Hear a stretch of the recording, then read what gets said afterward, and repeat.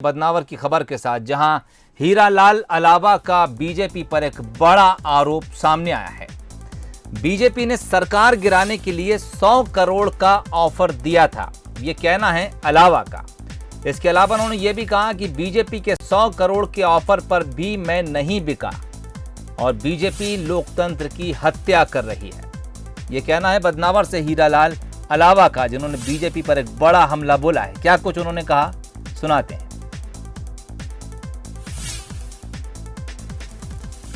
लोकतंत्र की हत्या कर रही है बीजेपी, ये कहना है कांग्रेस विधायक हीरालाल अलावा का। उन्होंने कहा कि बीजेपी ने तत्कालीन कमलनाथ सरकार गिराने के लिए 100 करोड़ का ऑफर मुझे दिया था, लेकिन उसके बाद भी मैं नहीं बिका। महेश पाटीदार इस वक्त हमारे साथ फोन लाइन पर जुड़ गए। महेश, किस वक्त कही विधायक ने ये तमाम बातें और क्या कुछ कहा उन्होंने?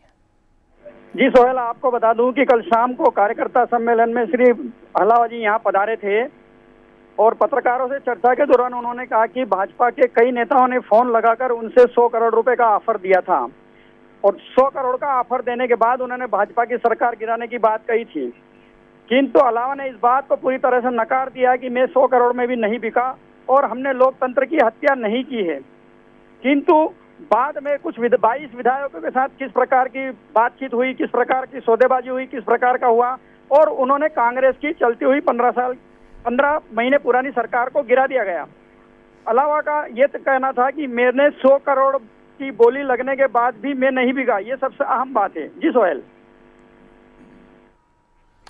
चलिए महेश जी, बहुत बहुत शुक्रिया तमाम जानकारी के लिए। इस वक्त इस खबर पर चर्चा के लिए हमारे साथ कांग्रेस प्रवक्ता सैयद जाफर और बीजेपी की तरफ से उमेश शर्मा हमारे साथ जुड़ गए हैं। जाफर साहब, पहले आपके पास आना चाहूँगा। दरअसल आरोप जब किसी पर लगाया जाता है तो आरोप कितना गंभीर है ये उस पर डिपेंड करता है जब आप उसे साबित कर पाएंगे। किसी पर इस तरह का आरोप उछाल देना, आपका क्या कहना है? अलावा साहब के पास क्या इस तरह के कुछ प्रमाण, कुछ सबूत, कोई वॉइस रिकॉर्डिंग, किसी से मुलाकात में कुछ वीडियो रिकॉर्डिंग जिसके जरिए वो इस आरोप की पुष्टि कर सकें? दो बड़ी महत्वपूर्ण चीज आपने कही इसमें। एक तो ये जो भी आरोप लगाता है, चाहे कोई भी राजनीतिक दल का व्यक्ति हो, किसी पे भी आरोप लगाता है तो बिल्कुल गलत है। आरोप तथ्यों के आधार पे होनी चाहिए, चाहे कांग्रेस पार्टी की तरफ से भाजपा नेताओं पे लगे, चाहे भाजपा नेताओं के कांग्रेस पार्टी के ऊपर लगे। बिल्कुल तथ्यों के आधार पर ही होना चाहिए, जिससे कि समाज में सही दिशा जाती है, नहीं समाज गुमराह होता है। बिल्कुल। एक बात। दूसरी बात यह है कि जो विधायक हीरालाल अलावा जी ने कहा है कि उन्हें 100 करोड़ का ऑफर है, हाँ, मैं ये बात बड़ी जवाबदारी से कह सकता हूँ कि हीरालाल अलावा जी को पैसों का ऑफर था। और ये कितने पैसों का ऑफर था ये मैं एक निश्चित रकम तो नहीं बता सकता, लेकिन हाँ 15 से 20 से 30 करोड़ रुपए का ऑफर जरूर उनको मिला था। और एक ऐसा वीडियो जरूर हमारे पास सुरक्षित है जिसमें नरोत्तम मिश्रा हीरालाल अलावा से बात कर रहे हैं और कांग्रेस पार्टी छोड़ने की बात कर रहे हैं। ये बात अलग है कि उसमें पैसों की बातचीत नहीं हो रही है, लेकिन ये बात उसमें आ रही थी। चलिए उमेश शर्मा जी की तरफ रुख करूंगा। उमेश शर्मा जी, कांग्रेस की सरकार गए तकरीबन 3 महीने का वक्त बीत चुका है, बीजेपी की सरकार आए 3 महीने का वक्त हो चुका है, लेकिन वो जो आरोप शुरू में लगते रहे कि कांग्रेस के जो विधायक हैं वो खरीदे गए, बीजेपी ने पैसे के दम पे सरकार गिराई, वो सिलसिला आज तक रुक नहीं रहा है। हीरालाल अलावा जी के मुंह में क्या मसूर भरी हुई थी कि 3 महीने तक चुप्पी धार के बैठे रहे। हीरालाल जी अलावा और उनके साथ जो लोग राजनीति करते हैं या जयेश की राजनीति करते हैं, कैसे व्यक्ति हैं हीरालाल जी जिन्होंने अपने संगठन की पीठ पर छुरा घोंपा है। जयेश की स्थापना जिस समय करी गई थी उस समय ये विषय उठाया गया था कि आदिवासियों की अस्मिता, आदिवासियों की संस्कृति के लिए संघर्ष करेंगे और अनुसूचित 6 को लागू कराने के मूल मुद्दे के ऊपर जयेश संगठन की स्थापना करी गई थी। और शने शने पूरे समाज ने देखा है, आज आदिवासी समाज, वनवासी बंधु जो है उनके भीतर हीरालाल अलावा जी और उनकी एक पूरी टीम, जिसको कि निर्देशन का काम डॉक्टर आनंद राय गाय बगाए करते रहते, ये सारे लोग अपनी विश्वास की जमीन खो चुके, इनका धरातल समाप्त हो गया है। उमेश शर्मा जी, आरोप बहुत बड़ा लगा है, क्या आप ये मांग रखेंगे अलावा साहब से कि अगर आपके पास कुछ तथ्य हैं, कोई सबूत है तो सामने रखें जनता के? मैं उनसे इस प्रकार की कोई मांग की अपेक्षा इसलिए भी नहीं कर रहा हूँ और हम लोग इसलिए भी रखना नहीं चाहते कि हमको हीरालाल अलावा को हम महत्व नहीं देते और हीरालाल अलावा जी कोई इतने बेशकीमती कोहिनूर नहीं हो गए कि उनकी कीमत 100 करोड़ रुपए लगाई जाएगी। अगर उनकी 100 करोड़ रुपए कीमत किसी राजनीतिक दल ने लगाई थी जैसा वो आरोप लगा रहे, तो इस बात के प्रमाण प्रस्तुत करें। जी।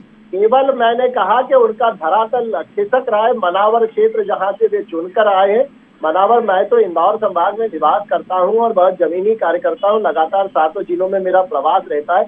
मनावर के मतदाता भाइयों और बहनों से भी मेरा निरंतर संवाद रहता है। हीरालाल अलावा जी की विश्वसनीयता समाप्त होती जा रही है और जिस प्रकार से इनने कांग्रेस के साथ गलवैया डाल के मोहब्बत की पींगे बढ़ाई है, उसके कारण जो मूल आदिवासी बंधु और वनवासी बंधु है जो जयेश के साथ जुड़ा था, उसको लगा कि जयेश के कर्ता धर्ताओं ने आदिवासियों की हिम्मत नहीं करी है।